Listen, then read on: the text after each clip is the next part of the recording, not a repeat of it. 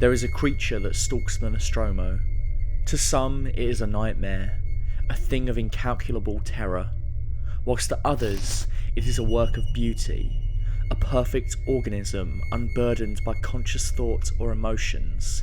It exists purely to survive, and though we barely see it, the small glimpses of it that we do get, laced in darkness or scuttling out of sight, leave it burnt into our brains. It is an icon. I am, of course, talking about the xenomorph from Ridley Scott's seminal masterpiece, Alien, which stands as one of the greatest and most influential science fiction films of all time. And yet, for a film that lasts close to 2 hours, Alien only gives its titular creature under 4 minutes of screen time, less than 3% of the movie's length. Coupled with the fact that, for the majority of the time it is on screen, the xenomorph is obscured by shadow or through extreme close-ups, and it becomes almost unfathomable as to how Ridley Scott and his team were able to make a creature whose presence is so fleeting become one of the most iconic movie monsters of the 20th century. In this video, I want to look at the film in closer detail and delve deep into the film's history to try and ascertain how the team behind Alien created a movie monster that would stay with us forever in a mere 4 minutes of screen time.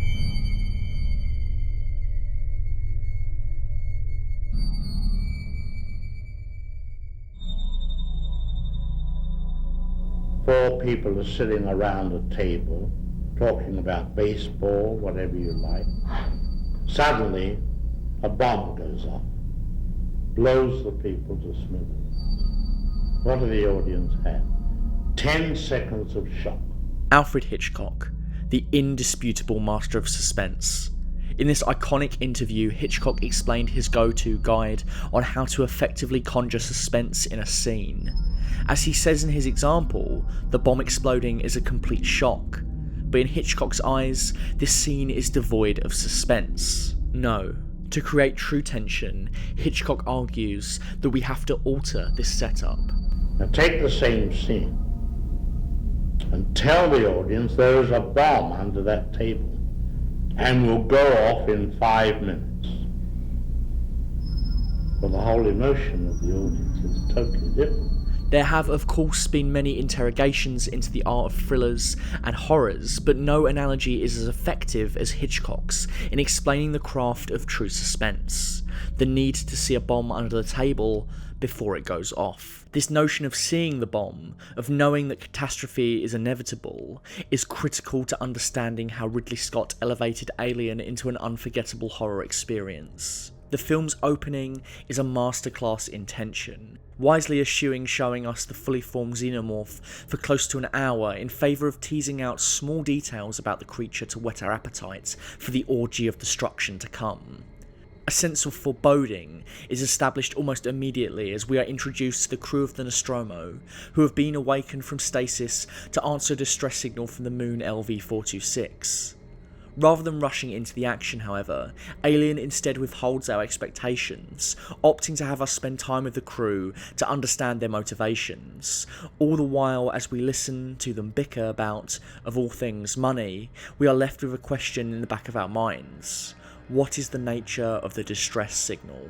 As Dallas, Kane, and Lambert head out to explore the moon's surface, they encounter this.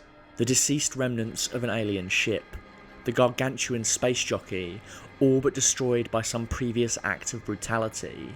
The presence of the space jockey in the film's opening act sets audiences' expectations for the xenomorph before it has appeared fully on screen. By giving us a look at the devastation previously caused by the creature, screenwriter Dan O'Bannon and Scott set up a ticking clock for Dallas, Kane and Lambert. We know that something will eventually happen to them, because a more powerful species has already been laid to waste. The space jockeys will be further fleshed out in subsequent installments many years down the line, but here, just like the xenomorph, what we know is what makes them sinister. Their ship dwarfs the tiny humans exploring it like bugs on a windshield, giving the audience the feeling that they're messing with a power beyond their control and beyond their understanding. In the shots where both the crew and the space jockey appeared together, children were used as body doubles to make the extraterrestrials appear even more gargantuan and otherworldly. The ambiguity keeps us terrified before we even see the first glimpse of the xenomorph at the first stage of its life cycle. I didn't write play it slow, which is what Ridley did. He played it slow, and he was damn lucky that slow worked so well for that kind of material. It could be deadly, but in this case it worked fine. I had imagined it unfolding more rapidly, but I also believed in taking your first act to set up your situation and not firing off all of your guns in it, because that doesn't leave you anywhere to go in the second half. And it is through this deliberately slow pace, this funeral-like crawl toward inevitable devastation, which makes the moment when something does happen all the more powerful. As Kane enters an abandoned chamber and discovers a mysterious set of eggs, the movie amps up the tension significantly until we realise that it is only a matter of time before Kane is attacked. What I love about this scene are the little details, like the ambient sound that begins to play as Kane approaches the eggs, sounding hauntingly similar to a rattlesnake. The use of this sound sets the tone for the type of creature that the crew of Nostromo will encounter, an apex predator. Like a snake, it is cunning and relentless. It stalks its prey in the shadows, and this makes it all the more deadly.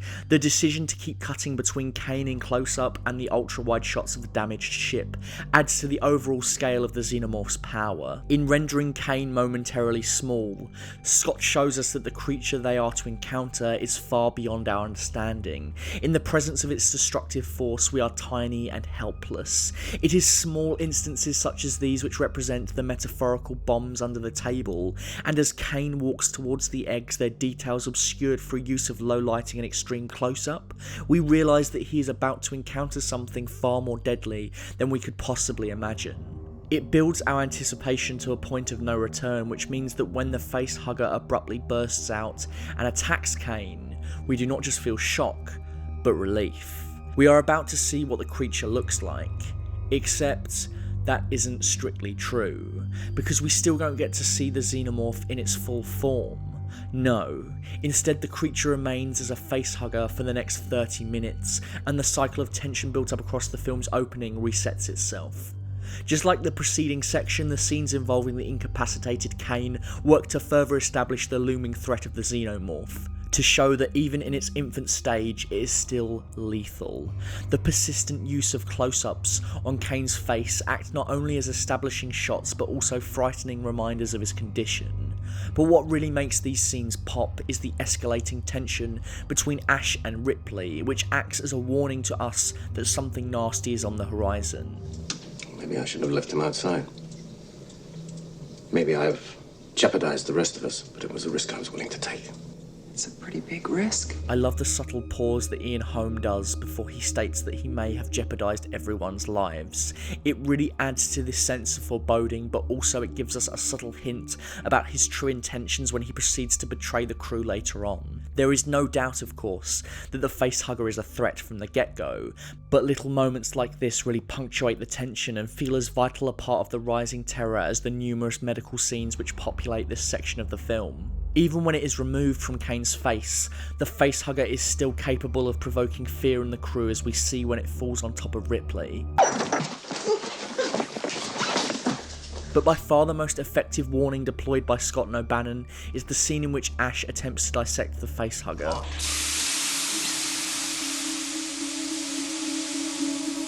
That craft can eat through the hull.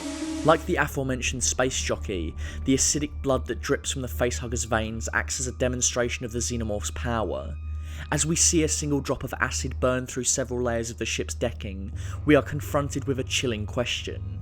If this is what the creature does in its infancy, what is it capable of when it is fully formed and ready to hunt? Perhaps the biggest and most overlooked ticking clock of the film occurs before it even begins. In 1979, the excellent marketing devised by Fox, which crucially chose to withhold any information about the creature, allowed moviegoers to enter the cinema without any hint of the creature's nature. Early previews and reviews of the film were also careful to omit any mention of the alien, with the cast and crew merely alluding to the creature's ferocity. As H.R. Geiger, the incredible Swiss surrealist artist who designed the xenomorph, noted, "It is elegant, fast, and terrible. It exists to destroy and destroys to exist. Once seen, it will never be forgotten. It will remain with people who have seen it, perhaps in their dreams or nightmares, for a long, long time. Perhaps for all time. I even dream about the alien myself, so much that I'm often frightened of going to sleep. With no room to describe the alien visually, Geiger here somehow still manages to terrify you, just at the mere thought of what such a creature could look like. The film's original theatrical poster also deliberately avoided any reference to the creature or characters, merely showing us an egg cracking open. Likewise, the film's trailer omits the xenomorph entirely, instead opting to show us a terrified crew running from an unknown presence. What are they running from? What could possibly elicit such emotionally charged actions? The mystery of the thing, combined with its inevitability, gives it more life and colour than a jump scare in the trailer ever could.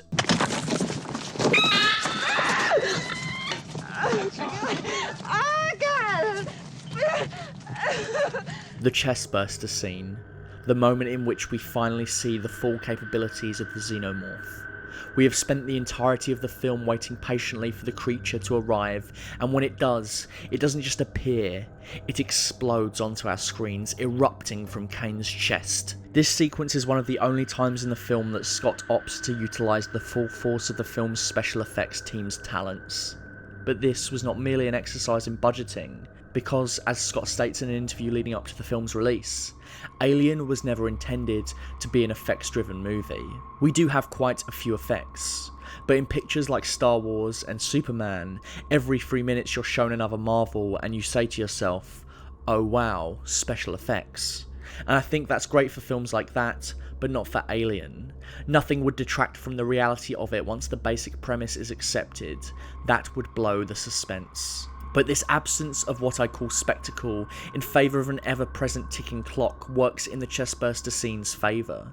The experience is at once cathartic and terrifying as we see in one swift moment the birth of something that has been threatening to emerge onto our screens for a solid hour. Again, there are small hints fed to us that all is not as it seems. The look on Ash's face as he surveys the supposedly recovered Kane indicates that Ash knows more than he is letting on. And as Kane begins to cough, we cut back to Ash, who signals to us that Kane's supposedly miraculous recovery was anything but. Notice as well that Ash is the last member of the crew to stand up as Kane evidently writhes in agony.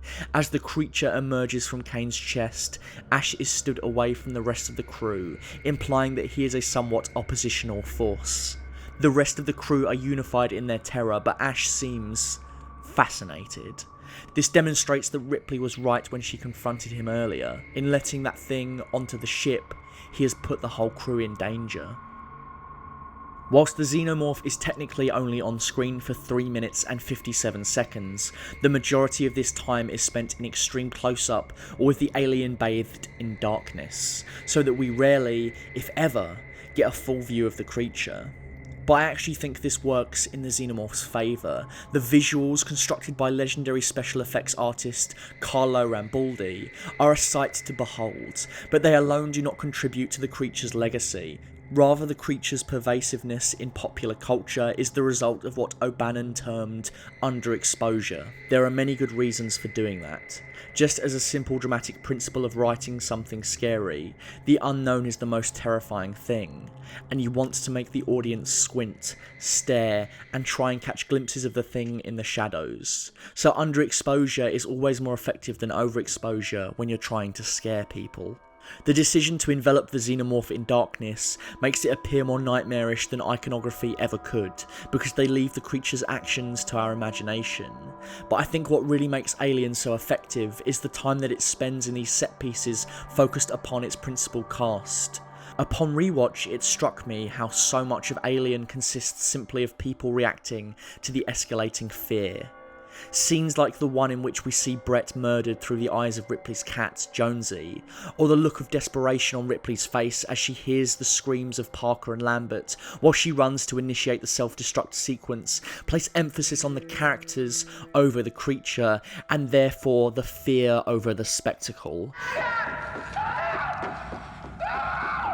This emphasis on reaction shots over spectacle has a dual emphasis of altering our subjectivity to align us directly with the character in question, rather than simply presenting the action as it happens, in effect keeping us emotionally distant. Scott favoured these character shots as a way to put us directly in their place. When they feel terror, we feel it too, and that's what gives an iconic set piece like the vent scene its power.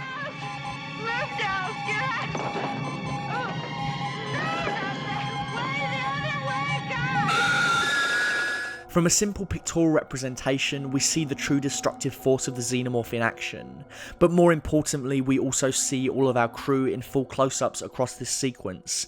There are barely any wide shots, and the quick intercutting between the crew reminds us both of who all the key players are, and allows us to get into the heads of each of the characters. We see Ripley's resilience, Parker's sense of dread, and Ash's sterile, emotionless face. And whilst we do not know precisely what happens to Dallas, we do not need to, for we know that merely crossing paths with the alien is enough to guarantee certain death. And I think this is what makes the xenomorph one of the premier monsters of modern cinema. Whilst many movie monsters overplay their hand when it comes to special effects, Alien really takes time to develop a cult of personality around its title character, and the results are staggering. Tense, fast-paced, and genuinely terrifying, the film is a masterwork of suspense and never succumbs to the temptation to show off Geiger and Rambaldi's incredible special effects work. Instead, each scene is designed to emphasise the xenomorph's effect on our crew, confining the creature to the corners of our imagination for the majority of the film's runtime. And that means that it lingers long after the credits begin to roll.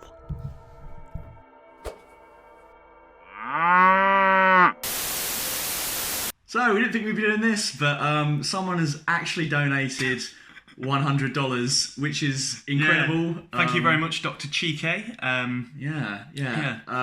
Honestly, that's awesome. You are, as we said in our Patreon video, literally keeping the lights on. So, no, but seriously, thank you very much. And, we're just sort of in shock, aren't we? Full Fat Videos is going to strange new places. Full Fat Videos just got upgraded, and along with that, we're upgrading our Patreon with new tiers and rewards just for you. Patreon could really help us make Full Fat Videos self-sustaining, and it'll allow us to make better videos and better content for you. For just $1 a month, you'd be helping us out a great deal already, which is why we thank you at the end of every video. Not to mention you'd get exclusive access to Full Fat Milk Posting, a Facebook group where you can talk to us about movies, TV and games, as well as some memes. We like a bit of memes. For $3, you'll get access to everything from the previous tiers, but you'll also get the chance to watch our videos one day early, as well as get access to exclusive scripts and bloopers. For just $5 a month, you'll get access to everything from all the other tiers, as well as exclusive access to ask the questions for our monthly Q&As. And that's not all. For just $10, you'll get access to all of the above, as well as an exclusive commentary track picked by you. For $100, I mean, you'd be keeping the lights on, so we'd really appreciate it, and we'd probably thank you at the end of every video on camera. You'd be really helping us in any way, shape or form if you could consider contributing to our Patreon. We love making this stuff for you guys, and we'd love to keep making more of it. So thank you, and thank you for watching. We're off to go make some more of that juicy content. We'll see you next time. Stay milky.